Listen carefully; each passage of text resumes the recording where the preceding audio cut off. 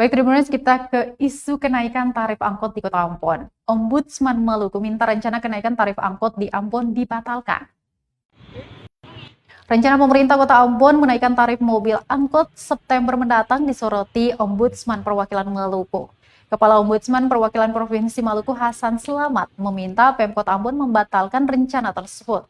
Menurutnya, kebijakan tersebut sama sekali tidak memprihatinkan nasib rakyat di tengah pandemi COVID-19. Dia melanjutkan, di tengah situasi pandemi, masyarakat sudah dihadapkan dengan berbagai permasalahan, yakni sulitnya pelayanan kesehatan, harga pangan yang meningkat, pemutusan hubungan kerja atau PHK, dan lain sebagainya. Sehingga jangan lagi diperparah dengan kenaikan tarif angkot yang menjadi salah satu sarana transportasi masyarakat. Rencana Pemkot Ambon tersebut dinilainya sangat sewenang-wenang. Di tengah daya beli masyarakat yang sedang turun akibat pandemi, selain itu, dia menuturkan ini merupakan kesekian kalinya Pemkot membuat kebijakan yang tidak memihak rakyat. Dia berharap Pemkot Ambon lebih bijak dalam memutuskan sebuah kebijakan yang berhubungan dengan kemaslahatan umat.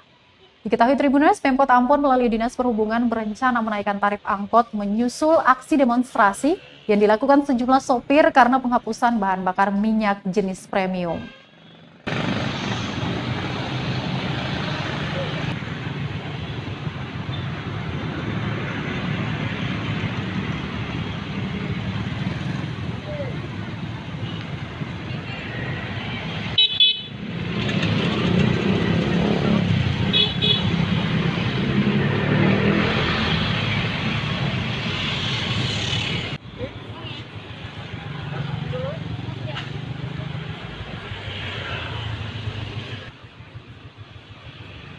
Terima kasih sudah nonton.